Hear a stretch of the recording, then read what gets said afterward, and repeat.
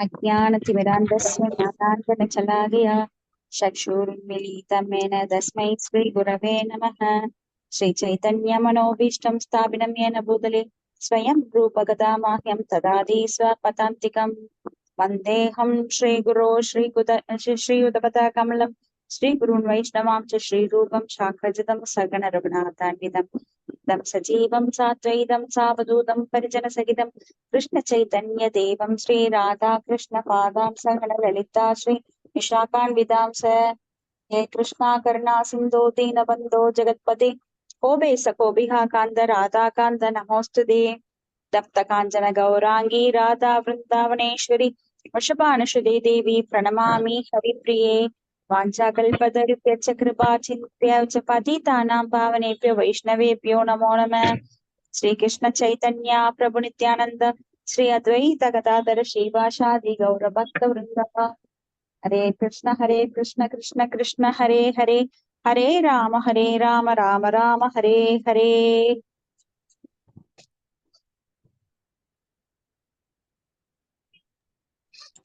हरे कृष्ण। இன்னைக்கு காண்டம் 2 அத்தியாயம் 4 பதம் 25 ஆமா பதம் 7. थैंक यू हरे हरे कृष्ण माताजी प्रणाम माताजी। फ्राइडे ஒன்னு ஆயிடுச்சு ஓகே ஓகே। ஸ்ரீமத் பாகவதம் காண்டம் 2 அத்தியாயம் 5 பதம் 7. ஓம் நமோ பகவதே வாசுதேவாய, ஓம் நமோ பகவதே வாசுதேவாய, ஓம் நமோ பகவதே வாசுதேவாய।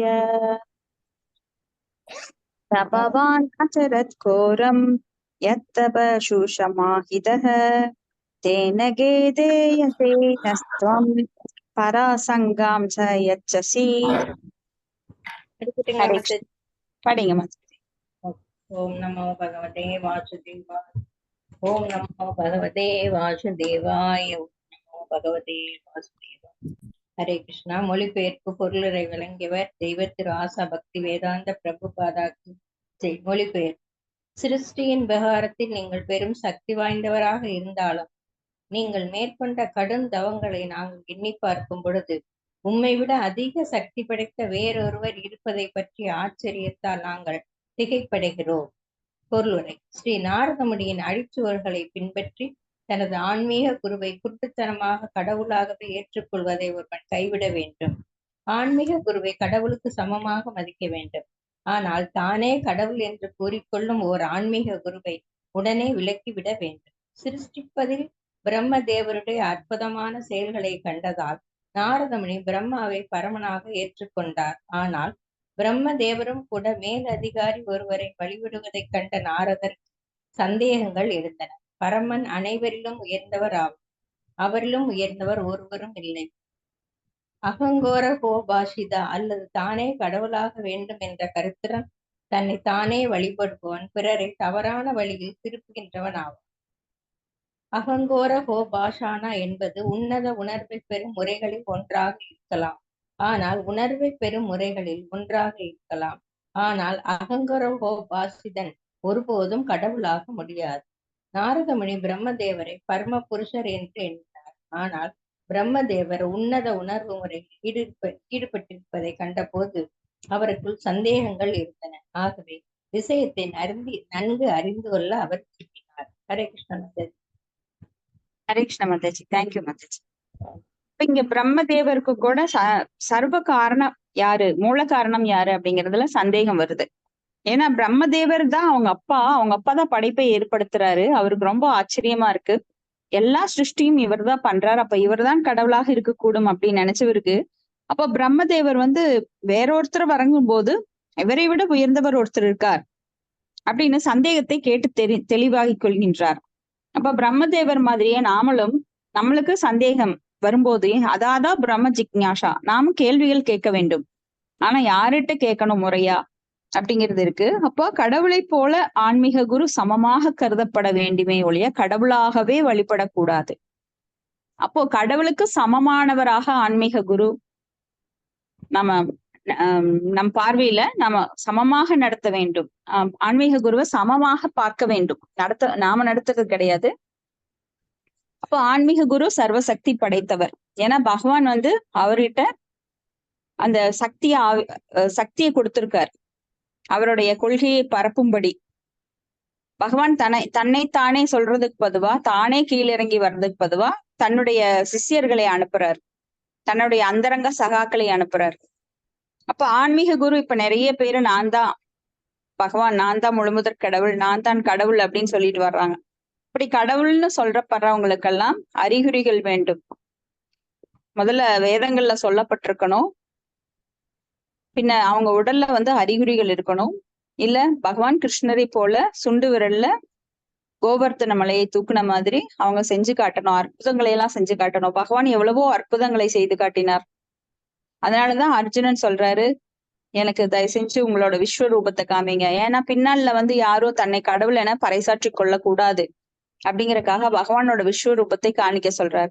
கடவுள் மேல அபார நம்பிக்கை இருக்கு. ஆனா ஏன் அவர் பாக்குறாரு விஸ்வரூபத்தை அப்படின்னா, பின்னாடி வந்து பகவான் சொல்றவங்க இதெல்லாம் செஞ்சு காட்டணும். விஸ்வரூபம் எடுத்து காட்டுங்கன்னு சொன்னா அவங்களால முடியாது. ஒரு பாறாங்கல்ல சுண்டு விரல தூக்குங்கன்னா கூட முடியாது. இன்னைக்கு நிறைய பேர் அம்மா கடவுள், அப்பா கடவுள், நான் தான் கடவுள்னு நிறைய சிஷ்யர்களை உருவாக்கிட்டு தவறான கொள்கைகளை பரப்பிட்டு இருக்காங்க. கடவுளாக யாரும் ஆகவே முடியாது. ஈவன் பிரம்மா போன்ற சக்தி மிக்க தேவர்கள் கூட பகவானை பற்றி குழம்புறாங்க. முய்யந்தி யசூரையக அப்படின்னு முதல் ஸ்லோகத்திலேயே நம்ம பாக்குறோம். அடுத்தது பதம் 8.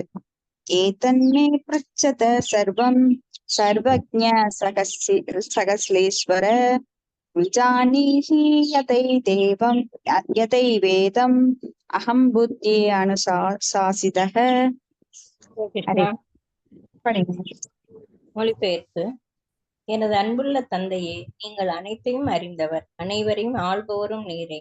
எனவே உங்களிடம் நான் விசாரித்ததை தயவு செய்து எனக்கு உபதேசிக்க வேண்டுமென கேட்டுக்கொள்கிறேன். இவ்வாறு உமது சீடனாக இருந்து இதை என்னால் அறிந்து கொள்ள முடியும்.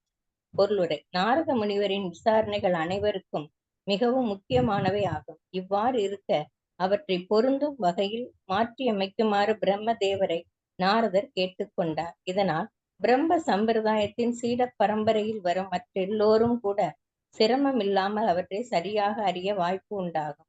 ஹரே கிருஷ்ண மாதாஜி. ஹரே கிருஷ்ண மாதாஜி. தேங்க்யூ மாதாஜி. அப்ப தான் தோன்றித்தனமாக மனக்கற்பனைகள்ல ஈவன் ஞானிகள் எல்லாம் என்ன பண்றாங்கன்னா மனக்கற்பனையில மிதக்குறாங்க. இப்ப பகவானை பற்றி அறிய வேண்டும் என்றால் சீட பரம்பரை நம்மளுக்கு கொடுக்கப்பட்டிருக்கின்ற சீடப்பரம் 4 விதமான சீட பரம்பரைகள் இருக்கு. அதுல வர்ற ஆச்சாரியர்களிடம் அடிபணிந்து கேள்விகள், பணிவாக கேள்விகள் கேட்டு அந்த ஞானத்தை நம்ம அவங்ககிட்ட இருந்து வாங்கிக்க முடியும். மற்றபடி பகவானை அறியணும்னா நம்மளுக்கு எந்த சக்தியும் கிடையாது. மன கற்பனையினால நாம அதை யூகிக்க முடியாது. பிரத்யக்ஷ அப்படின்னா காண்பதுனால அதை தெரிந்து கொள்ள முடியாது. ஏன்னா அது குறையுடைய புலன்களை கொண்டு காண்பதெல்லாம் பொய் அப்படின்னு நாம பார்த்திருக்கோம். அப்ப இங்க பிரம்மதேவரிடம் நாரத முனி பணிவாக கேள்விகள் கேட்டு அவருக்கு மேல உயர்ந்தவர் யாரு அப்படின்னு சீட பரம்பரை வழியா அவரோகா முறையில கேட்டு தெரிஞ்சுக்கிறார். அடுத்தது பதம் 9. பிரம்மோவாச்ச சம்யக்காருணிகஸ்யேதம் வத்சதே விசிகிச்சிதம் யத் அகம் ஜோதிஹ சௌமிய பகவத்வீரிய தர்ஷனி. நான் படிக்கிறேன் மாதாஜி. ஹரே கிருஷ்ணா. படிக்கிறேன் மாதாஜி. படிங்க. பிரணாம் மாதாஜி. ஓம் நமோ பகவதே வாசுதேவாய. ஓம் நமோ பகவதே வாசுதேவாய. ஓம் நமோ பகவதே வாசுதேவாய. மொழிபெயர்ப்பு பொருளுரை ஆசா பக்தி வேதாந்த சாம் பிரபாதிக்கு ஜெய். மொழிபெயர்ப்பு. பிரம்மதேவர் கூறினார், எனது அன்புள்ள சிறுவனே, நாரத அனைவரிடமும் கருணை கொண்டு நான் உட்பட இக்கேள்விகளை நீ கேட்கிறாய். சர்வ வல்லமை பொருந்திய முழுமுதற் கடவுளின் மகத்துவங்களை ஆழமாக காண்பதற்குன்னால் நான் ஊக்கம் அளிக்கப்பட்டுள்ளேன். பொருளுரை. நாரதரால் இவ்வாறு கேள்வி கேட்கப்பட்ட பிரம்மதேவர் பெரும் உற்சாகம் அடைந்து அவரை பாராட்டினார். எப்பொழுதெல்லாம் பக்தர்கள் சர்வ வல்லமை படைத்த முழுமுதற் கடவுளை பற்றி விவரிக்கிறார்களோ அப்பொழுதெல்லாம் அவர்கள் பெரும் உற்சாகம் அடைவது வழக்கம். இது பகவானின் துய்ய பக்தர் என்பதற்குரிய அடையாளமாகும். பகவானின் திவ்யமான செயல்களை பற்றிய அத்தங்கை உரையாடல்களை சுற்றுப்புறத்தை தூய்மைப்படுத்துகின்றன. மேலும் அத்தங்கை கேள்விகளுக்கு விடை அளிக்கும் போது பக்தர்கள் உற்சாகம் அடைகின்றனர். கேள்வி கேட்பவர் விடை அளிப்பவர் ஆகிய இருதரப்பினருக்கும் இது தூய்மை அளிப்பதாகும். துய்ய பக்தர்கள் பகவானை பற்றிய அனைத்தையும் அறிவதில் திருப்தி அடைவது மட்டுமல்லாமல் பிறருக்கும் அத்தகவல்களை பரப்புவதில் மிக்க ஆவலுள்ளவர்களாக இருக்கின்றனர். எனில் பகவானின் பெருமைகளை எல்லோருக்கும் தெரிந்திருக்க வேண்டும் என்று அவர்கள் விரும்புகின்றனர். இவ்வாறாக தங்கை ஒரு வாய்ப்பு அளிக்கப்படும் பொழுது அவர்கள் திருப்தி அடைகின்றனர். இதுதான் பிரச்சாரத்தின் அடிப்படை கொள்கையாகும். ஹரே கிருஷ்ண மாதாஜி. ஹரே கிருஷ்ண மாதாஜி. இப்போ சுகதேவ கோஸ்வாமி மற்றும் பரிஷித் மகாராஜா எப்படி ஸ்ரவணம் கீர்த்தனத்தில் ஈடுபட்டிருக்கிறார்களோ அது போல இங்கே சாதாரண மக்களும் பகவானை பற்றி பேசும்போது அதுல உற்சாகம் அடைந்து எப்பொழுதும் அவங்க சததம் கீர்த்தம் எந்தோமாம், எப்பொழுதுமே அவங்க பகவானுடைய நாமம், ரூபம், புகழ், லீலைகள், சகாக்கள் இவற்றை பற்றி பேசுவதில் ரொம்ப ஆனந்தம் அடைகிறாங்க. இதுதான் பக்தர்களுக்குள்ள வலிமை. ஏன்னா இது ஒன்று மட்டுமே தூய்மைப்படுத்தக்கூடியது. வேறு எந்த பௌதிக செயல்களும் நம்மை தூய்மைப்படுத்தாது. எப்பொழுதுமே பகவானுடைய சிந்தனையில் நாம் ஆழ்ந்திருப்பதுதான் நம்மை விடுவிக்கக்கூடியது. இந்த பௌதிகத்திலிருந்து நம்மை விடுவிக்கக்கூடியது. ஹரே நாம ஹரே நாம ஹரே நாம இவ கேவலம் கலம் நாஸ்தியேவ நாஸ்தியேவ நாஸ்தியேவ கதிரண்யதா. அடுத்தது பதம் 10. நானருதம் தச்சாபி யதாமாம் பிரப்பரவிஷீபோ அவிஜ்ஞாய பரம் மத்த ஏதாவத்வம் யதோஹி மே. ஹரே கிருஷ்ணா. ஹரே கிருஷ்ணா மாதாஜி. நான் படிக்கிறேன் மாதாஜி. மொழிபெயர்ப்பு. என்னை பற்றி நீ பேசியதில் எதுவும் தப்பில்லை. ஏனெனில் எனக்கு மேலே இருக்கும் பரமசக்தியுமான முழுமுதல் கடவுள் ஒருவன் உணர்ந்து இருந்து ஒழிய சக்தி வாய்ந்த எனது செயல்களை காண்பவன் மாயையால் கவரப்படுவது உறுதி. பொருளுரை. ஒரு கிணற்று தவளையால் சமுத்திரத்தின் அளவை கற்பனை செய்து பார்க்க முடியாது. அத்தகைய ஒரு சமுத்திரம் இருப்பதை கூட அது நம்பாது. உண்மையாகவே அத்தகைய சமுத்திரம் ஒன்று உள்ளது என்று யாரேனும் அதை நம்ப செய்தால் அதன் பின் அத்தவளை அதன் வயிற்றை இயன்ற அளவுக்கு ஊத செய்து கற்பனையால் சமுத்திரத்தை அளக்க துவங்குகிறது. இதன் விளைவாக அத்தவளையின் வயிறு வெடித்து உண்மையான சமுத்திரத்தின் அனுபவத்தை பெறாமலே பரிதாபமாக இருந்து விடுகிறது. அதே போலவே பௌதிக விஞ்ஞானிகளும் தவளையை போன்ற மூளைகளாலும் விஞ்ஞான கண்டுபிடிப்புகளாலும் பகவானே அளக்க முயல்வதன் வழியாக கற்பனைக்கு எட்டாத அவரது ஆற்றலை எதிர்க்க முயல்கின்றனர். ஆனால் முடிவில் வெற்றி கைகூடாது. தவளையை போல் அவர்கள் மடிகின்றனர். சில சமயங்களில் பகவானை பற்றி எந்த அறிவும் இல்லாததால் செல்வாக்குள்ள மனிதன் ஒருவன் கடவுளாகவே அல்லது அவதாரமாகவோ ஏற்றுக்கொள்ளப்படுகிறான். இத்தகைய பௌதிகமான மதிப்பீடு படிப்படியாக விரிவடைந்து பிரம்மதேவர் வரையிலுள்ள மிக உயர்ந்த எல்லையை அடையக்கூடும். பிரம்மதேவர் பிரபஞ்சத்தில் உள்ள மிக உயர்ந்த உயிர்வாளி ஆவார். பௌதிக விஞ்ஞானியினால் கற்பனை செய்து பார்க்க முடியாத நீண்ட ஆயுளை அவர் பெற்றுள்ளார். பெரும் நம்பிக்கைக்குரிய அறிவு நூலான பகவத்கீதையில் 6.17 பிரம்மதேவரின் ஒரு நாள் மண்ணுலக கணக்கின்படி சில ஆயிரக்கணக்கான ஆண்டுகள் என குறிப்பிடப்பட்டுள்ளது. இந்த நீண்ட ஆயுளை கிணற்று தவளை நம்ப மறுக்கக்கூடும். ஆனால் பகவத்கீதையில் குறிப்பிடப்பட்டுள்ள உண்மைகளை உணர்ந்திருப்பவன் புகழுக்குரிய சிருஷ்டி கர்த்தாவின் இருப்பை ஏற்றுக்கொள்கிறான். இப்பிரபஞ்சத்திற்குரிய பிரம்மதேவம் இதற்காக பாலுள்ள பல பிரபஞ்சங்களையும் பொறுப்புள்ளவர்களாக இருக்கும் மற்றொரு பிரம்மாக்களையும் விட இவை என்பது இவர்களில் ஒருவரும் முழுமுதல் கடவுளுக்கு இணையாக முடியாது என்பதும் வேத நூல்களிலிருந்து அறியப்படுகிறது. முக்தி பெற்ற ஆத்மாக்களில் நாரத முனிவரும் ஒருவர் ஆவார்.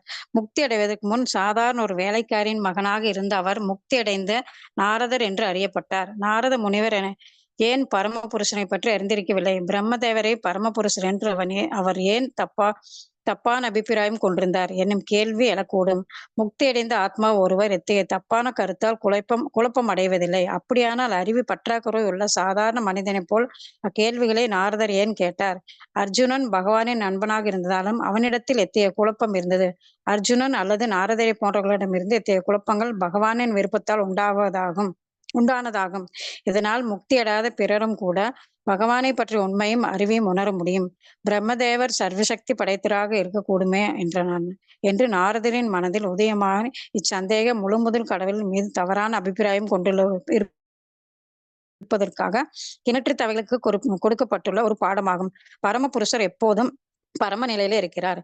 இப்பொருளில் பன்முறை நாம் நிரூபிக்க முயன்றிருப்பதை போல் பிரம்மதேவரின் அந்தஸ்துக்கு கூட ஈடாக உள்ள ஜீவராசியும் கூட பகவானோடு ஒன்றானவர்கள் என்று கூறிக்கொள்ள முடியாது. புகழ்பெற்ற மனிதன் ஒருவன் இறந்த பின் அவனை கடவுளாக எண்ணி மக்கள் வழிபடுவதை கண்டு ஒருவன் ஏமாந்து விடக்கூடாது. அயோத்தியின் அரசரான பகவான் ஸ்ரீ ராமச்சந்திரரை போன்ற அரசர்கள் பலர் இருந்தனர். ஆனால் அரசர்கள் எவரையும் கடவுள் என்று வேத நூல்களில் குறிப்பிடவில்லை. நல்ல அரசனாக இருப்பதாகவே பகவான் ஸ்ரீ ராமச்சந்திரன் அந்தஸ்துக்கு உயர்ந்து விட முடியாது. ஆனால் கிருஷ்ணரை போன்ற புகழுக்குரியவராக இருப்பதும் முழு முதல் கடவுளாக இருப்பதற்குரிய தகுதியுமாகும். குருஷேத்திர போர்க்களத்தில் பங்கேற்றவர்கள் நாம் ஊன்றி பார்ப்போமாயின் யுதிஷ்ட மகாராஜன் பகவான் ஸ்ரீ ராமச்சந்திரனை விட பக்தியிலோ அல்லது புண்ணியத்திலோ குறைவான அரசனல்ல என்பதை நாம் காணலாம். மேலும் ஒழுக்கத்திற்கும் யுதிஷ்ட மகாராஜன் பகவான் ஸ்ரீ கிருஷ்ணரை விட நீதி மிக்கவராக இருந்தார். பகவான் ஸ்ரீ கிருஷ்ணரின் யுதிஷ்ட மகாராஜனை பொய்யுரைக்க சொன்னார். ஆனால் யுதிஷ்ட மகாராஜன் அதற்கு மறுப்பு தெரிவித்தார். இதனால் யுதிஷ்ட மகாராஜன் பகவான் ஸ்ரீ ராமச்சந்திரர் அல்லது பகவான் ஸ்ரீ கிருஷ்ணருக்கு சமமானவராக இருக்கலாம் என்பதாகாது.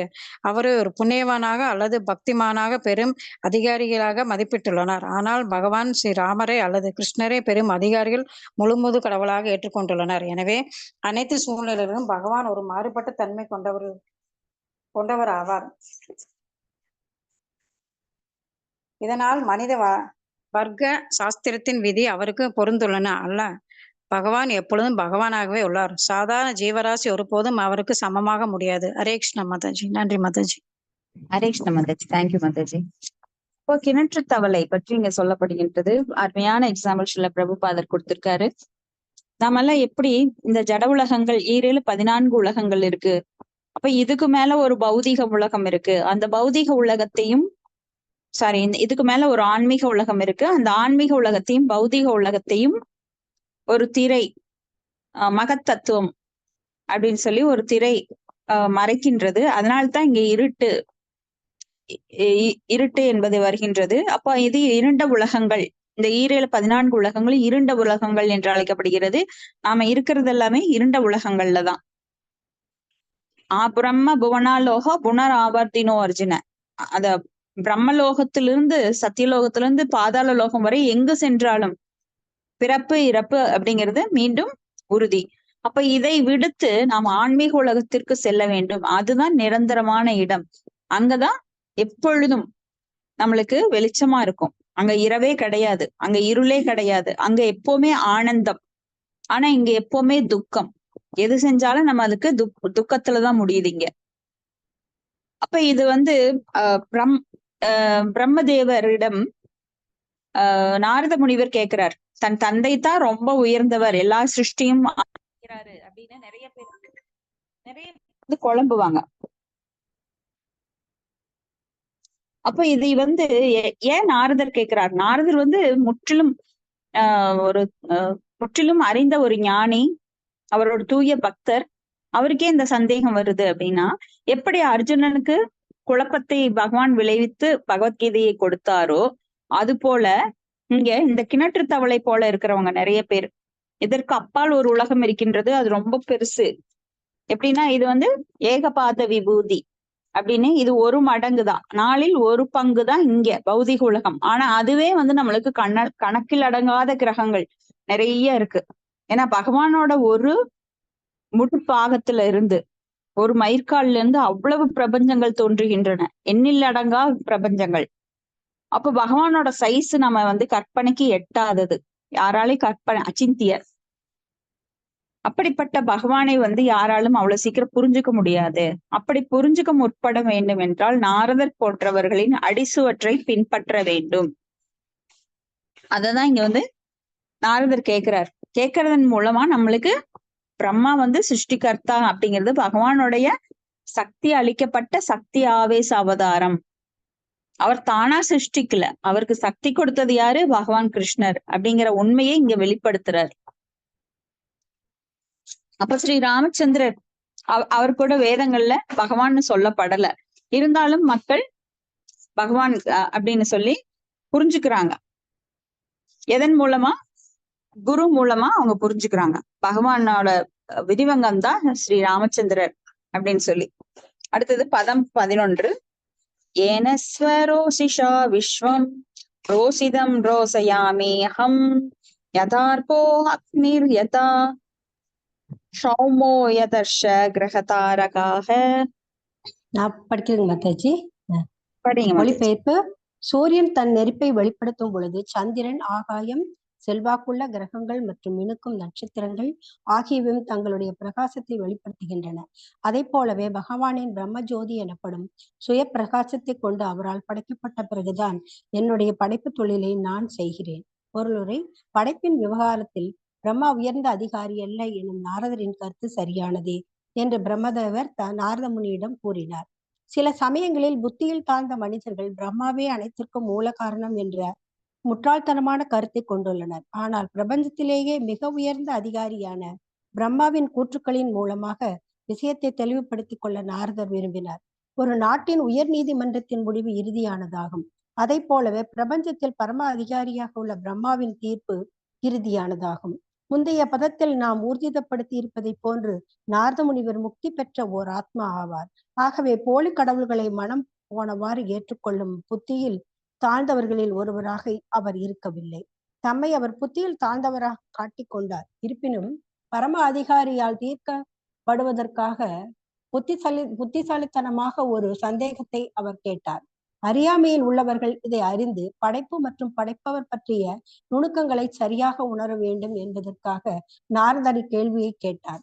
புத்தியில் தாழ்ந்தவர்கள் கொண்டிருக்கும் தவறான கருத்தை பிரம்மா தீர்த்து வைத்து பகவான் ஸ்ரீ கிருஷ்ணரின் பெரும் பிரகாசத்தினால் ஏற்படுத்தப்படும் சிருஷ்டிக்கு பிறகே பிரபஞ்சத்தின் பலதரப்பட்ட நிலைகளை நாம் படைப்பதாக இப்பதத்தில் அவர் ஊர்ஜிதப்படுத்தியுள்ளார். இக்கூற்றை பிரம்மா தமது பிரம்ம சம்ஹிதையிலும் 5.40 பின்வருமாறு கூறியுள்ளார்.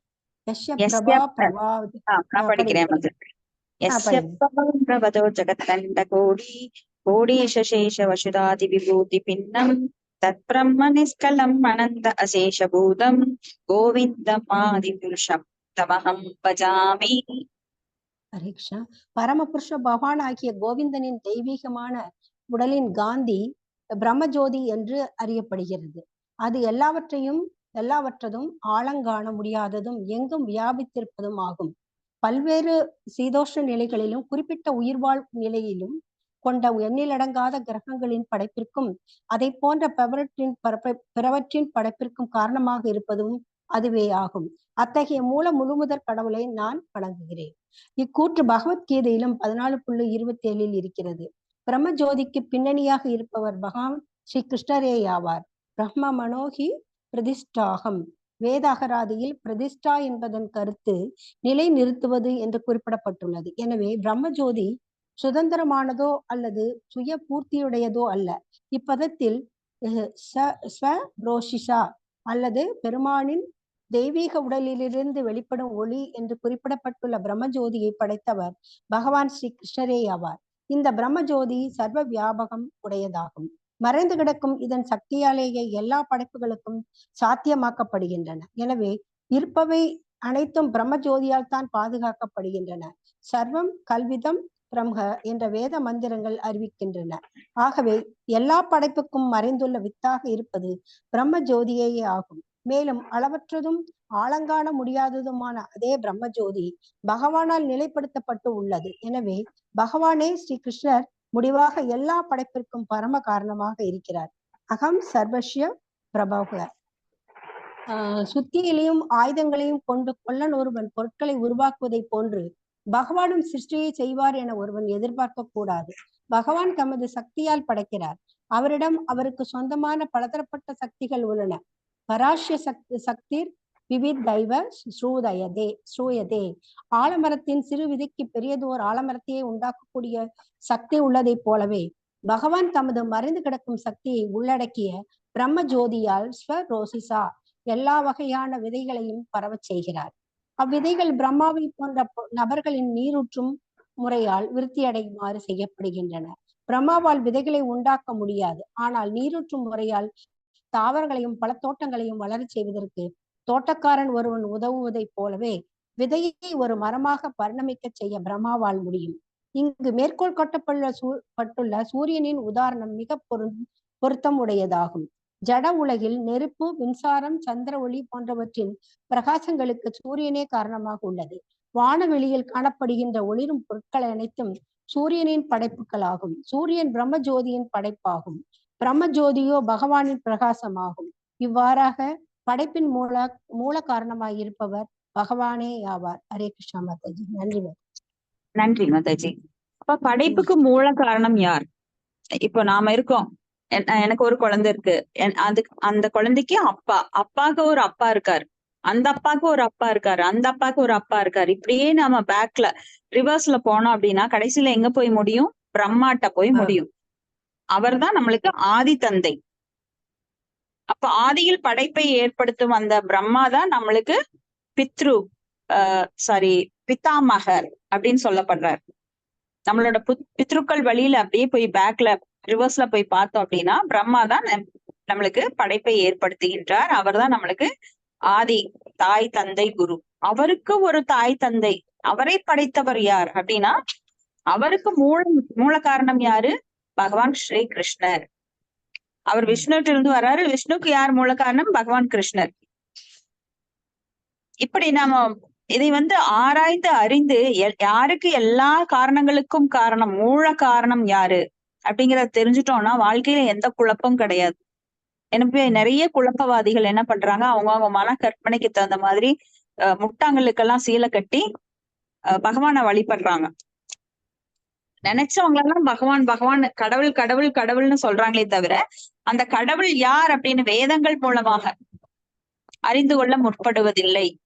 உண்மையை அறிந்து கொண்டு அதன்படி நாம் வாழ்க்கை நடத்தினோம் என்றால் நம்மளுக்கு அது உபயோகம் உள்ளதாக இருக்க வேண்டும். அப்ப தாந்தோன்றித்தனமாக மனக்கற்பனையில இல்ல விதாண்டங்களால பகவானை உருவாக்க முடியாது. ஏன்னா உண்மையை என்றும் மறைக்க முடியாது. சூரியனோட கதிர்கள் சில நேரங்கள்ல மேகங்களால மறைக்கப்படலாம். ஆனா மறுபடியும் அந்த மேகங்கள் விலகும் போது அந்த சூரிய கதிர்கள், அந்த வெளிச்சம் நம்மளுக்கு எப்பவுமே இருக்கும். அப்ப சூரியன் எப்படி பகவானின் ஆணைக்கு கட்டுப்பட்டு அவர் இங்க வெளிச்சத்தை தந்துட்டு இருக்காரு. அப்ப நம்மளோட இருண்ட உலகம் அப்படிங்கிறதுனால சூரியனை நோக்கி இந்த பூமி திரும்பும் போது, சூரியனுக்கு மறுபுறம் திரும்பும் போது அங்க இருட்டு உண்டாகுது. ஆனா பகவானோட லோகம் அப்படி கிடையாது. அவரோட பிரம்ம ஜோதியில எப்பவுமே மிகுந்த ஒளிமிக்கதாக இருக்கின்றது. ந தத் பாஷிதோஷியோ ந சசாங்கோனா பாவக எகத்வானா நிவர்த்தந்தே தத்தாம பரமம் மம. அப்ப இங்க பாத்தீங்கன்னா பகவானாக யாராலும் ஆக முடியாது. பகவான் தான். அந்த உண்மையை யாராலும் மறுக்கவும் முடியாது, உருவாக்கவும் முடியாது. பொய்ய உருவாக்க முடியாது. அப்ப இங்க நிறைய பேரு யுதிஷ்டர் அவர் ரொம்ப நல்லவர், அதனால அவர் தான் கடவுளாக முடியும் அப்படிங்கறதெல்லாம் கிடையாது. ஆர்கியூமெண்டே கிடையாது. ஏன்னா பகவான் தான் எல்லா சட்டங்களையும் ஏற்றுகின்றார். இப்ப ரோட்ல நம்ம லெஃப்ட் சைடு போகணும் ஓட்டும் போது, ஆனா அமெரிக்கால எல்லாம் பாத்தீங்கன்னா ரைட் சைட்ல தான் உட்காந்து ஓட்டணும், ரைட் சைட்ல தான் போகணும். இந்த சட்டத்தை யார் ஏற்றினாருங்கன்னா மனிதர்கள். ஆனா பகவானோட சட்டம் அவர் என்ன சொல்றாரோ அதுதான் சட்டம். இப்ப இந்தியால சொல்லுது இடது பக்கம் ஓட்டணும், ஏத்துக்கிறோம். அது போல அமெரிக்கா போனா வலது பக்கம் ஓட்டணும், அதையும் ஏத்துக்கிறோம். அப்ப பகவான் என்ன சொல்றாரோ அதுதான் ஏத்துக்கணும். அதுதான் இறுதி தீர்ப்பு. பகவானுடைய வேத கட்டளைகளை யாராலும் மாற்ற முடியாது. சட்டம் தான், அது என்றுமே மாற்றப்பட முடியாது. நம்மளோட பௌதிக சட்டங்கள் எல்லாம் ஓட்டைகள் நிறைந்தது. அதை வேணா யார் வேணா மாத்தலாம். இப்போ ஒரு அரசாங்கம் ஒரு சட்டத்தை ஏற்றதுன்னா அடுத்த அரசாங்கம் அவன் என்ன சொல்றது, எதிர்கட்சி, அதை எடுத்துட்டு நான் வேற சட்டத்தை ஏற்றலாம். ஆனா பகவானோட சட்டம் என்றுமே எக்காலத்திற்கும் பொருந்தியது. அந்த சட்டங்கள் என்றும் மாற்ற இயலாது, மாற்ற முடியாது. ஏன்னா வேதைசி சர்வைர் அகம் வேத வேத்தியோ வேதாந்த கிருத் வேதவு தேவச்சாகம்னு சொல்றாரு. வேதங்களை இயற்றியவனும் நானே, வேதங்களால் அறிந்து பட வேண்டியவனும் நானே, வேதங்களை அறிந்தவனும் நானே. அவர்தான் அறிஞ்சிருக்கிறாரு, அதன் மூலமா அவரை அறிந்து கொள்ள வேண்டும். இப்ப வேதங்களை யாராலும் மாற்ற முடியாது, அந்த சட்டங்களை யாராலும் மாற்ற முடியாது. அப்போ இந்த பிரம்மா இங்க எப்படி வர்றாரு? எப்படி ஒரு பழத்தோட்டத்துல விதைகளை விதைத்து நீர் ஊற்றுறாங்களோ அது போல பகவான் விதை விதைச்சிட்டாரு. அதுக்கப்புறம் அந்த பொறுப்பை நீ நீ தண்ணி ஊத்தி அதை மரமாக்கி செடியாக்கி மரமாக்கி அதுக்கு வேலி போட்டு அதுல காயெல்லாம் பறிச்சு நீ கொடுக்கலாம் அப்படின்னு பர்மிஷன் கொடுத்துட்டாரு. அத்தாரிட்டி அதை யார்கிட்ட கொடுக்குறாரு? பிரம்மாட்ட கொடுக்குறாரு. அப்போ பிரம்மா கடவுளாக விட முடியாது. அவர் சிருஷ்டியை செய்யறாரு அப்படின்னா அவர் சக்தி அளிக்கப்பட்டார். தேனே பிரம்ம ஹிருதாய ஆதி கவியே. அந்த வேதங்கள் மூலமாக அவருக்கு அந்த சக்தி அளிக்கப்படுகின்றது. அப்ப பகவானால முடியாது கிடையாது. ஏன் பகவான் செய்யாம அவரை பிரம்மாவை சிருஷ்டிக்க சொல்றாரு? அதுக்கு என்ன காரணம்? யாராவது சொல்ல முடியுங்களா?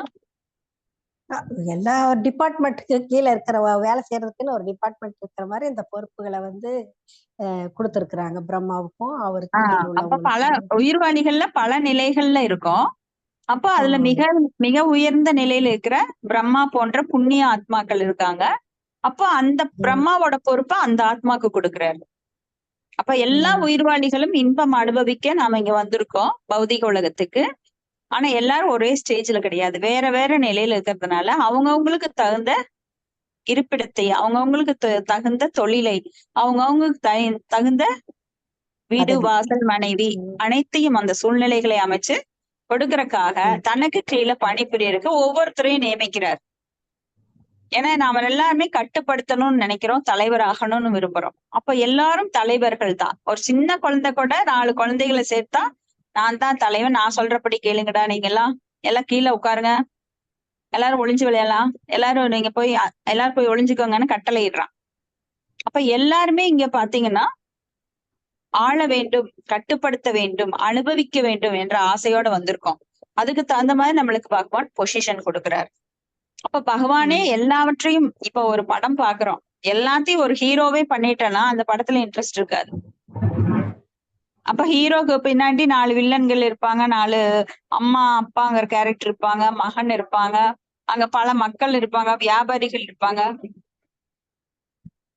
இப்படி பல சூழ்நிலைகள் இருக்கு. அது போல இந்த உலகமானது, இந்த உயிர்வாளிகள் பல சூழ்நிலைகளால பின்னப்பட்டு இருக்காங்க, சிக்கல்ல பின்னப்பட்டு இருக்காங்க. அடுத்தது பதம் 12.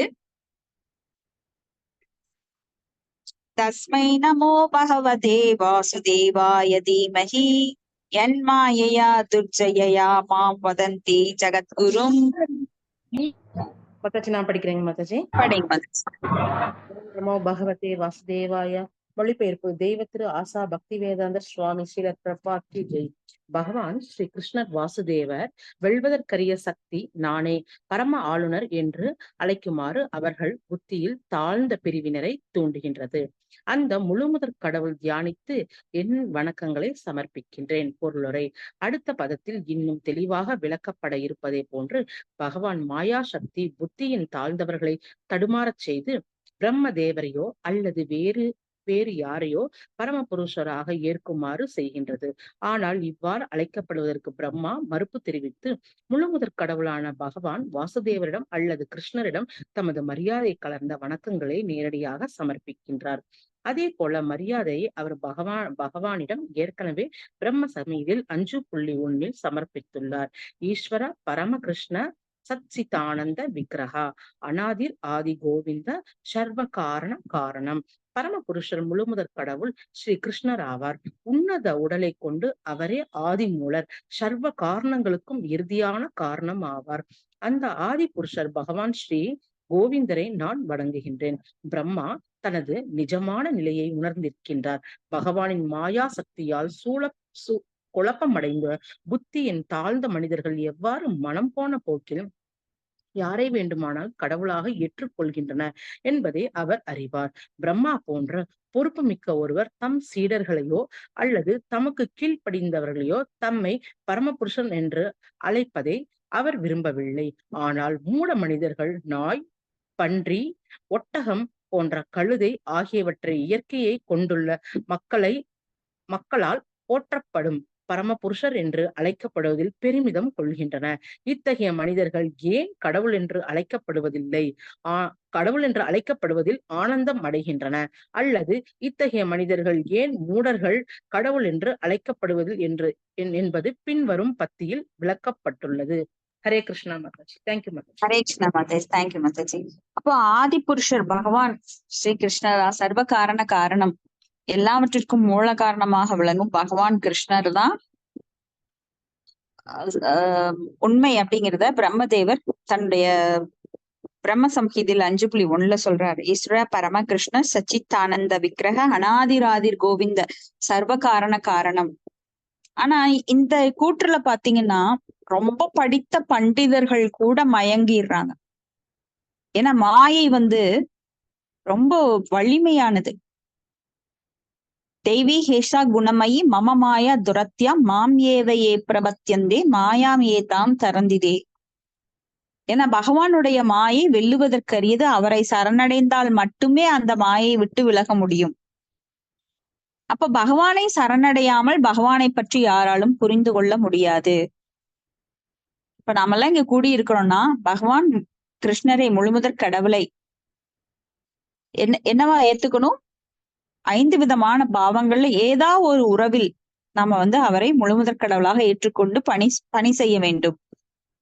இல்லைன்னா நம்மளுக்கு புரியாது. பகவான் கிருஷ்ணர் தான் முழுமுதற் கடவுள் எப்படி சொன்னாலும் புரியாது. ஏன்னா இது மிக ரகசியம், குஹ்யம், குஹ்யத்தமம், குஹ்யத்தரம், ரொம்ப ரொம்ப ரகசியமானது.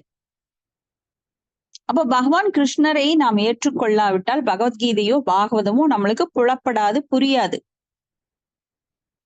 ஏன்னா அவர் பராசர் சக்தி விவித சூயதே அப்படின்னு சொல்லி எல்லா சக்திகளையும் தன்னிலை கொண்டுள்ளார். அப்ப அந்த மாயை அவரோட சக்தி தான். அப்ப அந்த மாயை நம்மள குழப்புகின்றது. பகவான்கிட்ட சரணடையாதவங்கள நீ என்னை பத்தி புரிஞ்சுக்கவே முடியாதுன்னு குழப்புறாரு. அதனாலதான் மெத்த படித்த பண்டிதர்களும் கூட குழம்புறாங்க. இந்த மாதிரி நிறைய பேர் குழம்புனதை நாம பார்த்திருக்கோம். ஸ்ரீ சைத்தன்ய மகாபிரபு வந்தப்போ சௌமபௌம பட்டாச்சாரியார், கேசவ பாரதி, இவங்கெல்லாம் அருவவாதிகளா இருந்தாங்க. அதாவது பகவான் பிரம்மம் அப்படின்ற நிலையில மட்டும்தான் பார்ப்பாங்க. பகவானுக்கு உருவம் இல்லைன்னு நினைச்சுக்குவாங்க. அப்ப பகவான் கிருஷ்ணர் லீலைகள் செய்யறாரு அப்படின்னா ஏதோ மனுஷனா மேஜிக் எல்லாம் பண்ணிட்டு போயிட்டாரு, அவ்வளவுதான், சாப்டர் முடிஞ்சது. அதுக்கப்புறம் அவரும் கடவுள் ஆயிட்டாரு. அகம் பிரம்மாஸ்மி, அகம் பிரம்மாஸ்மி அப்படின்னா நானும் பிரம்மன்.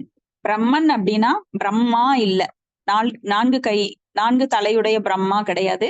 பிரம்மன் அப்படின்னா ஆத்மா, நானும் ஆத்மா. அப்ப அந்த ஆத்மாவே என்ன ஆயிருது? மறுபடியும் கடவுள் ஆயிருது.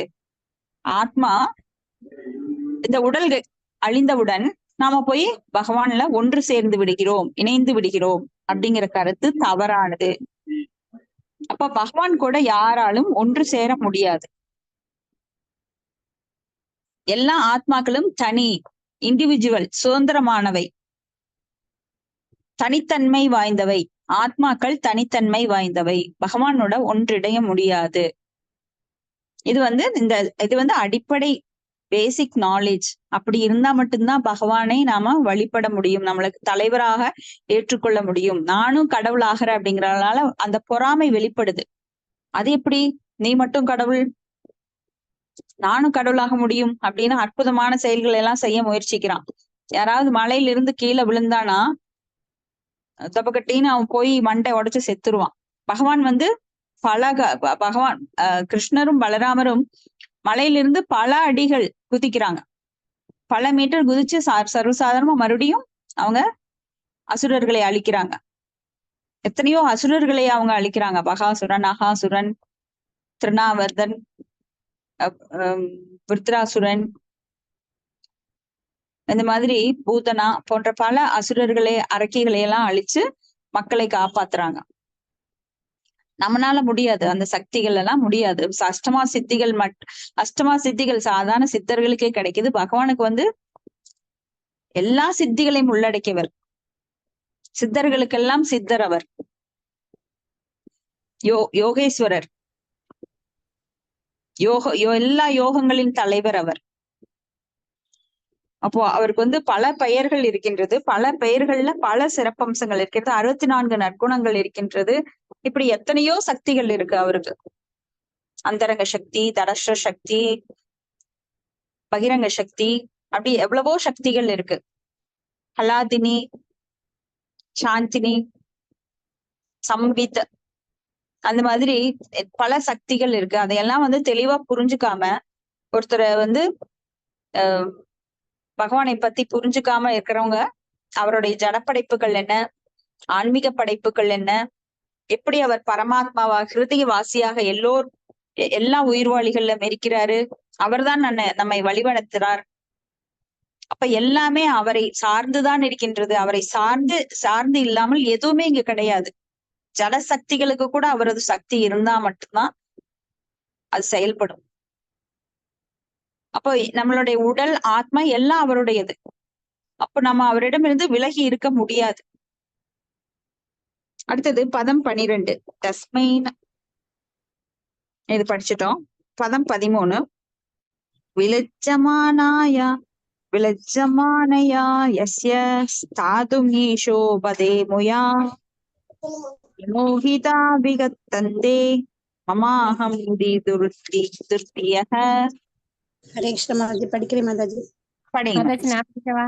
கவிதா படிக்கிறீங்களா? சரி, படிங்க படிங்க படிங்க படிங்க. அடுத்ததா சரிங்க மாதாஜி. ஓகே மாதாஜி. மொழிபெயர்ப்பு. பகவானின் மாய சக்தி தனது தாழ்ந்த நிலையை குறித்து வெட்கம் அடைந்திருப்பதால் அவளால் உயர்ந்த ஸ்தானத்தை ஏற்க முடியவில்லை. ஆனால் அவளால் குழப்பத்திற்கு ஆளானவர்கள் நான், எனது என்று எண்ணங்களில் ஆழ்ந்திருப்பதால் எப்பொழுதும் அர்த்தமற்ற பேச்சிலேயே ஈடுபட்டுள்ளனர். பொருளுரை. முழுமுதற் கடவுளின் வெல்வதற்குரியதும் சக்தி வாய்ந்ததுமான மாய சக்தியால் அல்லது அறியாமையை பிரதிநிதிக்கும் தாழ்ந்த சக்தியால் உயிரோட்டம் கொண்ட அகில உலகையும் குழப்பத்தில் ஆழ்த்திவிட முடியும். இருப்பினும் பரம புருஷனின் எதிரே நிற்பதற்குரிய போதுமான வலிமை அதற்கு இல்லை. அறியாமையை முழுமுதற் கடவுளின் பின்புறத்தில் உள்ளது. அங்கு ஜீவராசிகளை தவறான வழியில் திருப்புவதற்கு போதுமான வலிமையை அது பெற்றிருக்கிறது. அர்த்தமற்ற பேச்சை பேசுவதே குழப்பத்தில் ஆழ்ந்திருப்பவர்களுக்குரிய முக்கிய அறிகுறியாகும். அர்த்தமற்ற பேச்சுக்கள் வேத இலக்கியங்களால் ஆதரிக்கப்படவில்லை. மேலும் அர்த்தமற்ற பேச்சுக்கு முதற்படியாக இருப்பது நானா, எனது என்ற எண்ணம் ஆகும். இறை உணர்வற்ற நாகரிகம் இத்தகைய போலி எண்ணங்களால் ஆளப்படுகிறது. மேலும் உண்மையான இறை உணர்வை பெறாத இத்தகைய மனிதர்கள் பொய்யான ஒரு கடவுளை ஏற்றுக்கொள்கின்றனர் அல்லது மாய சக்தியால் ஏற்கனவே குழம்பி போயிருக்கும் மக்களை ஏமாற்றுவதற்காக தாங்களே கடவுள் என்று பொய்யாக அறிவிக்கப்படுகின்றனர். ஆனால் பகவானின் எதிரே இருப்பவர்களும் அவரிடம் சரணடைபவர்களும் மாய சக்தியால் வசியப்படுத்தப்பட முடியாது. எனவே நான், எனது எனும் தப்பான கருத்துகளிலிருந்து அவர்கள் விடுபட்டவர்களாக இருக்கின்றனர். இதனால் அவர்கள் ஒரு பொய் கடவுளை ஏற்பதும் இல்லை, தங்களை பரம புருஷருக்கு சமமானவர்களாக காட்டிக்கொள்வதும் இல்லை. குழப்பத்தில் ஆழ்ந்துள்ளவர்களின் அடையாளம் இப்பதத்தில் தெளிவாக காட்டப்பட்டுள்ளது. மாதாஜி. ஹரே கிருஷ்ணா. தேங்க்யூ மாதாஜி. அப்ப இங்க வந்து உலகமே வந்து உலக மக்கள் அனைவருமே குழப்பத்துல இருக்கிறாங்க. அவங்க ஜட விஷயங்கள்லயும் குழப்பம், ஆன்மீக விஷயங்கள்லயும் குழப்பம். யாரை வழிபடுவது அப்படிங்கிறதே பெரும் குழப்பம் இந்த உலகத்துல. நிறைய இப்ப சுவாமி இருக்காங்க. இப்ப 30 முக்கோடி தேவர்கள் இருக்காங்க. யார்கிட்ட இருந்து யார் உருவாகினாங்கன்ற ஒரு அடிப்படை கருத்து கூட மக்களுக்கு தெரியறது இல்ல. ஆனா அவங்களுக்கு என்ன தோணுதோ அவங்களெல்லாம் கடவுளா வழிபடுறாங்க. யாராவது பகவான் முருகர், பகவான் விநாயகர், பகவான் சிவன் அப்படின்னு சொல்லியிருக்காங்களா? கிடையாது. பகவான் என்பவர் ஒரே ஒருவர் தான். அவர் வந்து ஸ்ரீ கிருஷ்ணர் தான். ஏன் பகவான் ஸ்ரீ கிருஷ்ணரை அதிகமா மக்கள் வழிபடுறது இல்லை அப்படின்னு பார்த்தோம் அப்படின்னா, அதுலயும் வந்து பௌதிகத்தன்மை நிறைஞ்சிருக்கு. ஏன்னா பகவான் கிருஷ்ணர் எல்லாருக்கும் எல்லாத்தையும் கொடுத்துட மாட்டார். ஆனா தேவர்கள், பிரம்மதேவன், சிவபெருமான், அவங்க எல்லாம் என்ன பண்றாங்கன்னா மக்களுக்கு பௌதிக செல்வங்களை வழங்குவார்கள். இப்போ நிறைய அசுரர்கள் பாத்தீங்கன்னா பிரம்மதேவரை தவம் பண்ணி ரொம்ப வழிபடுவாங்க. ஒத்த கால்ல நிப்பாங்க, தண்ணிக்குள்ள தவம் பண்ணுவாங்க, இல்ல நெருப்புக்கு நடுவுல நின்று தவம் பண்ணுவாங்க. ராவணன், ஹிரண்யகசிபு, ஹிரண்யாக்ஷன் இவங்களெல்லாம் பார்த்திருக்கலாம். அவங்க எல்லாம் தவம் பண்ணி பிரம்மதேவரிடம் பல வரங்களை வாங்கி, அரிய வரங்களை வாங்கி அதன் மூலமா அட்டூழியங்கள் பண்ணுவாங்க. அப்ப சிவபெருமான் கூட தவம் பண்ணவங்களுக்கு சீக்கிரம், ஏன்னா அவர் ஆசுதோஸ், ரொம்ப பிரியமானவர் தவம் பண்றவங்க மேல, உடனே வார்த்தை கொடுத்துருவார். அப்படித்தான் அசுரன் ஒருத்தனுக்கு ஒரு வரம் கொடுத்தார். அதாவது தலையில கைய வச்ச பஸ்மாசுரன் சொல்லி, தலையில கைய வச்சா அவன் பஸ்மம் ஆயிடுவான், சாம்பல் ஆயிடுவான் அப்படின்னு ஒரு வரத்தை கொடுத்தாரு.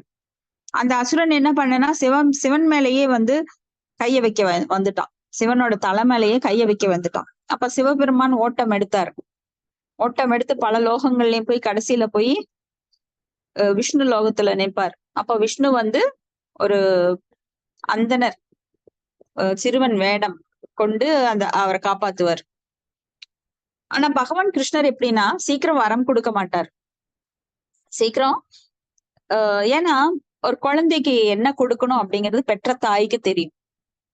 பௌதிக செல்வங்களை வரமா கொடுத்து அவங்களை இதுலயே மறுபடியும் ஆழ்ந்து இருப்பதை விட தன்னை நோக்கி வர வேண்டும் என்பதற்காக அவர் சில செல்வங்களை எல்லாம் பறிச்சுக்கிறார்.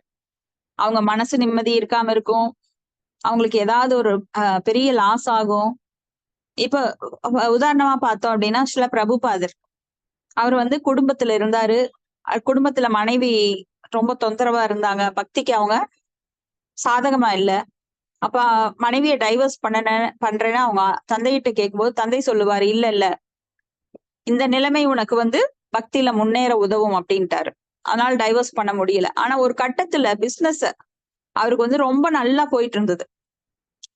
நல்ல பெரிய பணக்காரர் ஆகக்கூடிய வாய்ப்பு அவரோட கெமிக்கல் இண்டஸ்ட்ரியில பெரிய லெவல்ல பண்ணிட்டு இருந்தார்.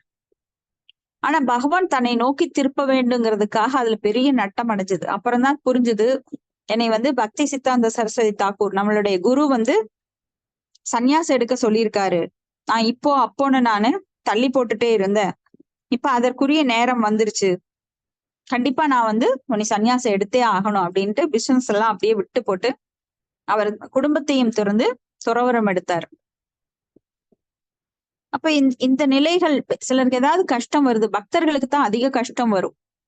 ஏன்னா பகவான் அதை கொடுத்தாதான் நம்மை நோக்கி இந்த ஆத்மா திரும்பும் அப்படிங்கிறது அவருக்கு தெரியும். நாமெல்லாம் பௌதிக இன்பத்துல ஆழ்ந்திருந்தோம். இப்ப நம்மளுக்கு கோடிக்கணக்கா சொத்து இருந்தது, டாடா பிர்லா மாதிரி இருந்தோம் அப்படின்னா, இப்ப ரிலையன்ஸ் குரூப்ல இருக்கிற மாதிரி நாம இருந்தோம் அப்படின்னா அவங்க நிலைமையில தான் இருப்போம்.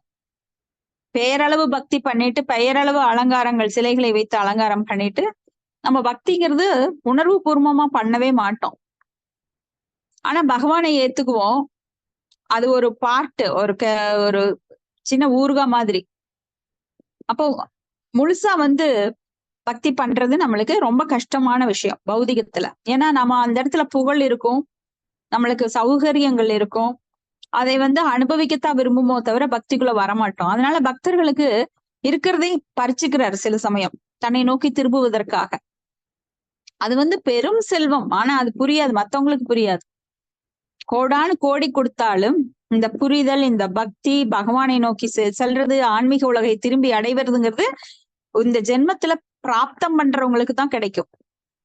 ஏசாம் தொந்த கதம் பாவம் ஜனானாம் புண்ணிய கர்மணாம் தேக்வந்தோ மோக நிர்முக்த பஜந்தேமாம் திருடவிரதாக 7:28 பகவத்கீதையில பகவான் சொல்றார், பல பிறவிகளில் புண்ணியம் செய்து அவங்க தங்கள் பாவங்களை குறைத்தவர்கள், அவங்கனால மட்டும்தான் இந்த பகவத்கீதை பாகவதம் எல்லாம் படிச்சு பக்தர்கள் ஆகி பல கஷ்டங்கள் வந்தாலும் அதையெல்லாம் பொறுத்துக்கிட்டு சகித்து கொண்டு, ஏன்னா கஷ்டமே வரக்கூடாது நான் பக்தனா இருக்கணும் அப்படின்னா அதுக்கு சான்ஸே கிடையாது.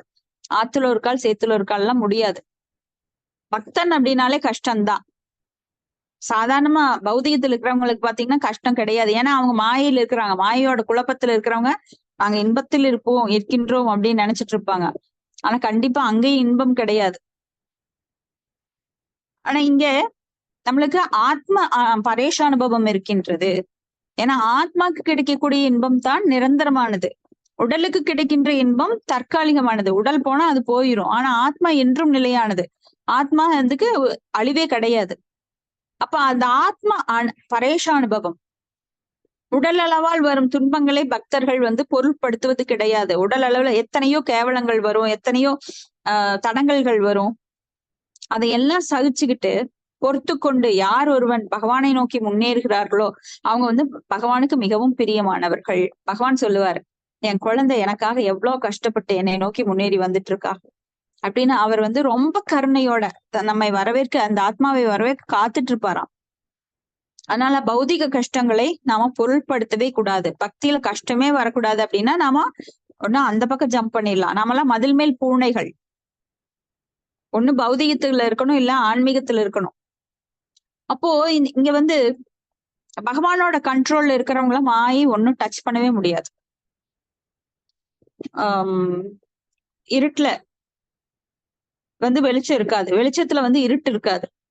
அப்போ பகவான்கிட்ட மாயை தன்னோட வேலையை காட்ட முடியாது. அப்போ மாயினால நாம கஷ்டப்படுத்தப்பட மாட்டோம். ஆனா பகவானை நோக்கி புறம் புறம் புறம் காட்டுபவர்கள் முதுகு காட்டிட்டு இருந்தா அந்த நிழலானது முன்னாண்ட விழுகும். அப்ப மாயை நம்மளுக்கு முன்னாண்ட நின்று நம்மளை கண்ட்ரோல் பண்ணும். ஆனா பகவானை நோக்கி திரும்பும் போது அந்த வெளிச்சம் எங்க இருக்கும்? அந்த வெளிச்சம் எங்க இருக்கும்? நம்ம முன்னாடி இருக்கும், சாரி நம்மளுக்கு பின்னாடி போயிரும். அப்போ மாயை நம்மளுக்கு பின்னாடி போயிருவாங்க, அவங்களால ஒண்ணும் பண்ண முடியாது. கிருஷ்ண சூரிய சம மாயாஹய அந்தகார யாக்கான் கிருஷ்ண தாக்கான் நாகி மாயாஹர அதிகார. அப்ப இது அழகான இந்த ஓமைகள் எல்லாம் சில பிரபுபாதரால மனசு அப்படியே நம்மள ஒரு தடவை சொன்னா அப்படியே பிடிச்சுக்கும் மனசு. அது ஹிருதயத்திலிருந்து எப்பவுமே விலகாது. இதெல்லாம் நாம அடிக்கடி நினைச்சு பார்க்கணும். பகவானை நோக்கி திரும்பும் போது நம்மளுக்கு நிழல் பின்னாண்ட போயிரும், மாயை பின்னாண்ட போயிரும். ஆனா பகவானுக்கு புறம் காட்டி நிற்கும் போது அந்த நிழல் நம்மளுக்கு முன்னாடி வரும். அப்ப மாயை நம்மளுக்கு ரொம்ப சோதனை கொடுக்கும். ஆனால் பக்தர்களுக்கும் சோதனை வருதே, ஏன் அப்படின்னு கேட்டா அது பகவானுடைய இஷ்டம். ஏன்னா ஒரு பக்தன் பல பிறவிகள் எடுத்து தன்னுடைய கர்மங்களை, பேட் கர்மாஸ் எல்லாம் தீக்கணும் அப்படின்னு இருக்கும்போது அவன் பகவானால அந்த ஷார்ட் பீரியட்லயே கழிக்கிறதுக்கு அவனுக்கு வாய்ப்பு வழங்கப்படுது. அதனால அவன் பொறுத்துக்குவான், சகித்துக்குவான். ஏன்னா பக்தன்கிறதுக்கு அந்த பிராமணத்தன்மை வந்துரும். ஏன்னா பக்தன்கிறது பிராமணத்தன்மையை தாண்டி அப்புறம் வைஷ்ணவன் ஆகின்றான். அப்ப அந்த வைஷ்ணவனுக்கு அந்தனர் குவாலிட்டி எல்லாமே வந்துரும். தபோ சமஸ் சௌச்சம் ஆர்ஜவ ஏவச்ச ஞான விஞ்ஞான ஆஸ்திக்கம் பிரம்ம கர்ம சொபாவச்ச அப்படின்னு சொல்லி அவனுக்கு எல்லா குவாலிட்டிஸ், அந்த பிராமண குவாலிட்டிஸ் வந்துரும். அடுத்தது பதம் 14. திரவியம் கர்ம ச காலஸ் ச ஸ்வபாவோ ஜீவ ஏவச்ச வாசுதேவாத் பரோ பிரம்மன் ந சான்யோ ஆத்ரோ ஸ்திதத்வதஹ. படிக்கிறேன் மாதாஜி. படிக்கணும். ஹரே கிருஷ்ண. பிரணாம் மாதாஜி. பிரணாம். மொழிபெயர்ப்பு பொருளரை வழங்குக தெய்வத்திரு ஆஷா பக்தி வேதாந்த சுவாமி சில்லா பிரபாதைக்கு ஜெய். படைப்பின் 5 அடிப்படையான கூட்டுப் பொருட்கள் நித்திய காலத்தால் ஏற்படுத்தப்பட்ட இயற்கை மற்றும் தனிப்பட்ட ஜீவராசி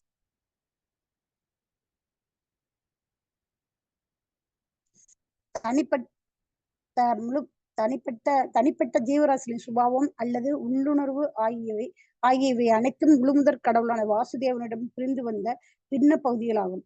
அவற்றில் உண்மையாக வேற எந்த மதிப்பும் இல்லை. பொருளுரை: இந்த அதிசய உலகம் அருவமான முறையில் வாசுதேவனை பிரதித்து இருப்பதாகும். ஏனெனில் அதனுடைய படைப்பின் கூட்டுப் பொருட்கள், அவற்றின் சேர்க்கை மற்றும் பிரதிபலனை அனுபவிப்பவனான ஜீவராசி ஆகிய அனைத்தும் பகவான் ஸ்ரீ கிருஷ்ணரின் பகிரங்க மற்றும் அந்தரங்க சக்திகளால் உண்டாக்கப்பட்டவையாகும். இது பகவத்கீதையில் 7.4-5 உறுதிப்படுத்தப்பட்டுள்ளது. நிலம், நீர், நெருப்பு, காற்று மற்றும் ஆகாயம் ஆகிய கூட்டுப் பொருட்களும் பௌதிக அடையாளத்தை பற்றிய கருத்து, புத்தி மற்றும் மனது ஆகியவை பகவானின் பகிரங்க சக்தியிலிருந்து உருவாக்கப்பட்டவையாகும். நித்திய காலத்தின் ஏற்பாட்டின்படி மேலே குறிப்பிட்ட ஸ்தூல மற்றும் சூட்சுமமான கூட்டுப் பொருட்களின் சேர்க்கையை அனுபவிக்கும் ஜீவராசி அந்தரங்க சக்தியிலிருந்து பிரிந்த ஒரு கிளையாவான். இந்த ஜீவனுக்கு ஜட உலகிலோ அல்லது ஆன்மீக உலகிலோ இருப்பதற்கு சுதந்திரம் உண்டு. ஜட உலகிலுள்ள ஜீவராசி அறியாமையால் இழுத்து செல்லப்படுகின்றார். ஆனால் ஆன்மீக உலகிலுள்ள ஜீவராசி எவ்வித ஏமாற்றம் இல்லாமல் ஆன்மீக வாழ்வென்னும் இயற்கையான நிலையில் இருக்கின்றார். உயிர்வாழி பகவானின் நடுத்தர சக்தி என அறியப்படுகிறான். ஆனால் எல்லா சூழ்நிலையிலும் பௌதிக கூட்டுப்பொருட்கள் மற்றும் ஆன்மீக பின்னப்பகுதிகள் ஆகிய இரண்டுமே முழுமுதற் கடவுளான வாசுதேவனிடமிருந்து சுதந்திரமாக இயங்கக்கூடியவை அல்ல. ஒளி, வெப்பம் மற்றும் புகை ஆகியவை நெருப்புக்குரிய அடையாளங்களாக இருக்கின்றன. அவ்வாறே பகவானின் பகிரங்க, அந்தரங்க அல்லது நடுத்தர சக்தி ஆகியவற்றிலிருந்து உற்பத்தியாகும் இப்பொருளும் பகவானிலிருந்து வெளிப்படும் பிரம்ம ஜோதியிலிருந்து தான் தோன்றுகின்றன. ஒளி, வெப்பம் மற்றும் புகை ஆகியவற்றில் எதுவும் நெருப்பிலிருந்து பிரிந்தவை அல்ல. இம்மூன்றும் இணைந்தே நெருப்பு என்று அழைக்கப்படுகிறது. அதை போலவே அனைத்து அற்புத தோற்றங்களும் வாசுதேவனின் உடலிலிருந்து கிளம்பும் பிரகாசம் ஆகியவையும் பகவானின் அருவமான அம்சங்களாகும். அவ்வாறு இருக்க சச்சித் ஆனந்த விக்கிரக என்று அழைக்கப்படும் அவர் தெய்வீக உருவில் அவர் நித்தியமாக வாழ்கிறார். இது மேலே குறிப்பிட்ட பௌதிக கூட்டுப் பொருட்களின் எல்லா கருத்துக்களில் இருந்தும் முற்றிலும் வேறானதாகும். ஹரே கிருஷ்ணா. தேங்க்யூ மாதாஜி. ஹரே கிருஷ்ண மாதாஜி. தேங்க்யூ மாதாஜி. இப்போ இங்க வந்து பகவானிடமிருந்து எதுவுமே வேறுபட்டது கிடையாது. நாம 7.4 பாக்குறோம். பூமி ராபோ அனலோ வாயுக கம்மனோ புத்திர் ஏவச்ச அகங்கார இதயமே பின்னா பிரகிருத அஷ்டதா அப்படின்னு. அப்போ இந்த 5 மூலப்பொருட்கள் நிலம், நீர், நெருப்பு, காற்று, ஆகாயம், இதெல்லாம் இந்த கூட்டு பொருட்கள். இது வந்து நம்மளுடைய ஜட உடல். ஜட உடல் வந்து எப்பவுமே நீரால் நிரப்பப்பட்டிருக்கின்றது. நம்மளுடைய உடம்புல முக்கால்வாசி வந்து நீர்த்தன்மை கொண்டது. நிலத்துல நாம நடக்கிறோம். நிலத்துல விளையிற பொருட்களை தான் நாம் சாப்பிடுறோம். காற்று அப்படின்னா நாம கார்பன் டை ஆக்சைடு வெளியில விடுத்து ஆக்சிஜன் அதை இன்ஹேல் பண்றோம். ஆகாயம் அப்படிங்கிற ஒரு வெற்றிடம் நம்மளுக்குள்ள இருந்தா மட்டும்தான் இந்த உடம்பு நல்லா வேலை செய்யும். இப்படி நிலம், நீர், நெருப்பு, அந்த நெருப்புங்கிற அக்னி இருந்தாதான் பசி நம்மளுக்கு வந்து ஜீரணமாகும். நாம சாப்பிட்றதெல்லாம் ஜீரணமாகும். இப்படி 5 பொருட்களால இந்த உடம்பு உருவாக்கப்பட்டிருக்கிறது. இது நாம கண்ணால பார்க்கக்கூடிய ஸ்தூல உடம்பு. சூட்சும உடம்பு 3. சூட்சும உடம்பு மனம், புத்தி, அகங்காரம். நம்மளுக்கு இந்த மனதை வந்து கண்ணால பார்க்க முடியாது. அது போல புத்தி எப்படி செயல்படுகிறது என்பதை காண முடியாது. ஆனா புத்தி இல்லைன்னா நம்மளால எந்த செயலையும் செய்யவும் முடியாது. ஏன்னா மனம் வந்து தன்னோட இஷ்டம் போன போக்குல நிறைய நினைக்கும். அதை ஃபில்டர் பண்ணி கொடுக்கறது என்ன, அதை தீர்மானிப்பது என்ன, புத்தி, இன்டெலிஜென்ஸ். அதை வச்சுதான் நாம தீர்மானிக்கிறோம். நீ இந்த செயலை செய், அதை செய்யக்கூடாது அப்படின்னு எண்ணம் நம்மளுக்குள்ள பரவும் போது அது நரம்புகள் வழியாக மூளைக்கு போகுது. மூளை வந்து அதை செயல்படுத்துது. அப்போ புத்தி ரொம்ப முக்கியமானது. ஏன்னா அதுதான் மனதை கட்டுப்படுத்துது. அது போல அகங்காரம், 2 அகங்காரம் இருக்கு. ஒண்ணு உண்மை அகங்காரம், ஒண்ணு பொய் அகங்காரம். அந்த பொய் அகங்காரம் நம்மளை என்ன நினைக்க வைக்குது அப்படின்னா, இது எல்லாம் என்னுடையது, இந்த பொருள் என்னுடையது, இந்த நிலம் என்னுடையது, இந்த வீடு என்னுடையது, என்னுடைய உடம்பிலிருந்து இந்த பிறந்த ஆத்மா என்னுடைய மகன், என்னுடைய மகள் அப்படிங்கிற நான், எனது என்கின்ற அகங்காரம், மமாகாரம் நம்மை வந்து கட்டுப்படுத்துகின்றது. முக்குணங்கள்ல நம்மளை மேலும் ஆழ்ந்து முக்குணங்களால ஆட்டுவிக்க நாம அதுக்கு உட்படுகின்றோம். அப்ப இந்த மனம், புத்தி, அகங்காரம் இதெல்லாம் சூட்சும உடல். இந்த சூட்சும உடல்ல தான் ரெக்கார்ட் செய்யப்பட்டு இப்ப நம்மள பேசுறோம். இதை வந்து நான் ரெக்கார்ட் பண்ணிட்டு இருக்கிறோம். அந்த நாம பேசுற அந்த நீங்க படிக்கிறது, நான் சொல்றது, நாம என்னென்ன பேசுறோமோ அதெல்லாம் ரெக்கார்ட் ஆகி நம்மளுக்கு அது வந்து ரெஜிஸ்டர் ஆகுது. இப்ப யூடியூப்ல போட்டு விடுறோம். அது போல நாம இப்போ செய்கின்ற செயல்கள் எல்லாம், மனதில் நினைக்கின்ற எண்ணங்கள் எல்லாம் கர்மாவாக அது ரெக்கார்ட் ஆகுது. அப்போ அந்த ரெக்கார்ட் ஆகுறது எதுல? அந்த சூட்சும உடம்புல ரெக்கார்ட் ஆகி நம்ம மரணத்தின் போது அந்த சூட்சும உடலானது அடுத்த உடலுக்கு பாஸ் ஆகுது. இப்ப இந்த ஸ்தூல உடம்புங்கிறது அழிஞ்சு போகுது. இப்ப பெணம் அப்படின்னு சொல்றோம் இல்லையா, அந்த பெணத்துல வந்து சூட்சும உடம்பு, அந்த நீர், நிலம், நெருப்பு, காற்று, ஆகாயம் அது வந்து எல்லாம் பிரிஞ்சு போயிரும். அது நிலத்தோட நிலமா அந்த உடம்பு மண்ணுக்குள்ள மண்ணா போயிரும், நீரா போயிரும், ஆவியா போயிரும். இப்படி அது கரைஞ்சு போயிடும். மண்ணுக்குள்ள புதைச்சாலோ இல்ல எரிச்சாலோ, நெருப்புல எரிச்சாலோ அக்னியோட போயிரும். ஆனால் இந்த சூட்சும உடலானது எரிக்கப்பட முடியாது. அது என்ன ஆகுதுன்னா நம்ம கர்ம வினைக்கு தகுந்த மாதிரி இந்த ரெக்கார்ட் எல்லாம் நம்மளுக்குள்ள பதிவாகுது இல்லையா? நாம செய்யற செயல்கள், நம்மளுடைய எண்ணங்கள் சத்துவகுணத்துல இருக்கிறனா, ரஜோகுணத்துல இருக்கிறனா, தமோ குணத்துல இருக்கிறனா, இல்ல தமோ குணத்துல அதிகமாகவும் சத்துவகுணத்துல மீடியமாகவும் ரஜோகுணத்துல தாழ்ந்தும் இருக்கிறனா, இப்படி 3 கலவைகள் சேர்ந்து எப்படியெல்லாம் செயல்படுகின்றனோ அது அப்படியே ரெக்கார்ட் ஆகி அந்த சூட்சும உடலானது நாம் இறக்கும் போது அடுத்த உடலுக்கு சென்று சேருகின்றது. அதனாலதான் சில குழந்தைகள்லாம் பாத்தீங்கன்னா ரொம்ப ஒவ்வொருத்தரும் ஒவ்வொரு கேரக்டரோட பிறக்கும் போதே வருவாங்க. சில குழந்தைகள் மந்த புத்தியா இருக்கும், சிலதெல்லாம் ரொம்ப புத்திசாலியா இருக்கும், சிலதெல்லாம் ரொம்ப அழகா பாடும். கர்நாடிக் மியூசிக் சின்னதுலயே பாத்தீங்கன்னா சினிமா பாட்டெல்லாம் பாடுவாங்க. சிலர் சின்னதுலயே நடனக்கலையில வல்லுநர்களா இருப்பாங்க. ஏன்னா இது போன பிறவியோட தொடர்ச்சி. போன பிறவியில அவங்க எதுல ஆர்வமுடையவராக இருந்தார்களோ அதே எண்ணங்கள் இங்க சூட்சும உடல் மூலமாக டிரான்ஸ்பர் ஆகப்பட்டு அடுத்த உடலுக்கு போகுது. அந்த உடல் தான் அந்த ஆத்மால பதிந்திருக்கும் அந்த பதிவுகள் தான் வெளிப்படுகின்றது. சிலரெல்லாம் ரொம்ப சாஃப்டா அமைதியா இருப்பாங்க, அதிகமா பேச மாட்டாங்க, ஆனா காதுகள் நல்லா வேலை செய்யும். அவங்க புத்திசாலிகள். வாய் லொடலொடன் இந்த பௌதிகத்துல யாரு பேசுறாங்களோ அவங்க முட்டாளாத்தான் இருப்பாங்க. ஏன்னா தன்னை உயர்ந்தவர்களாக காட்டிக்கொள்ள ரொம்ப பேசுவாங்க, ஆனா உள்ள ஒண்ணு இருக்காது, ஓட்ட டப்பாவா இருக்கும். ஆனா அமைதியா இருக்கிறவங்கள பாருங்க, கூர்ந்து எல்லா விஷயங்களையும் கவனிப்பாங்க, நிறைய விஷயங்களை கேட்பாங்க. ஆனா ஆன்மீகத்துல பேசணும், பகவானை பற்றி பேச வேண்டும், அவரது நாமம், ரூபம், குணம், லீலை, புகழ் எல்லாம் பேசணும். ஆனா பௌதிகத்துல வாயை மூடிட்டு இருக்கிற வரைக்கும் நம்மளுக்கு பிரச்சனை கிடையாது. வாயை திறந்தோம் அப்படின்னாலே பிரச்சனை வந்துடும். நீ அதை சொன்ன, நீ அதை சொன்ன, இதை சொன்ன, அது சொன்ன, இது சொன்ன, வம்பு தானா வரும். அப்போ காதலமா எப்பவுமே தீட்டி வைக்கணும். நம்மளுக்கு ஆன்மீக ஞானம் பேச தெரியலனாலும் ஆன்மீகத்தை கேட்கறதுக்கு யோகிதை எல்லா உயிர்வாளிக்கும் கொடுத்திருக்காரு. அதுக்கு காதை மட்டும் கொடுத்தா போறோம். நீங்க அதிகமா படிக்க கூட வேண்டியதில்லை, புக்க எடுக்க வேண்டியதில்லை, படிக்க வேண்டியதில்லை. காதை கொடுத்து ஆன்மீக விஷயங்களை நிறைய அப்சர்வ் பண்ணணும். நிறைய விஷயங்களை கேட்க கேட்க கேட்க அந்த ஸ்ரவணம் நம்மை தூய்மைப்படுத்தி கொண்டே இருக்கிறது. எப்படி ஒரு தங்கத்தை புடம் போடுறாங்க, அந்த மாதிரி அது தூய்மைப்படுத்தி கொண்டே இருக்கிறது. இல்லைன்னா அந்த காதுகள் இருந்தும் பயன் இல்லை. மனித பிறவி எடுத்து காதுகள் இருந்தும் பகவானை பற்றி கேட்கவில்லை என்றால் அது பாம்பு புத்து போன்றது. பாம்பு புத்துனால என்ன பிரயோஜனம்? அது போல அப்போ கண்கள் இருந்தும் பகவானின் ரூபத்தை காணவில்லை என்றால் அதில் மயிர்பீலியில் உள்ள கண்களை போன்று. பார்க்கறக்கு அழகாத்தான் இருக்கும், உடம்புல கண் இருக்கு, ஆகா இவ பாக்குறான், ஆனா பகவானோட ரூபத்தை பார்க்கவில்லை என்றால் அது மயிர்பீலியில் உள்ள கண்களை போன்றவை அப்படின்னு ஒவ்வொரு உறுப்புகளையும் சொல்றாங்க நம்மளுக்கு. அப்ப இங்க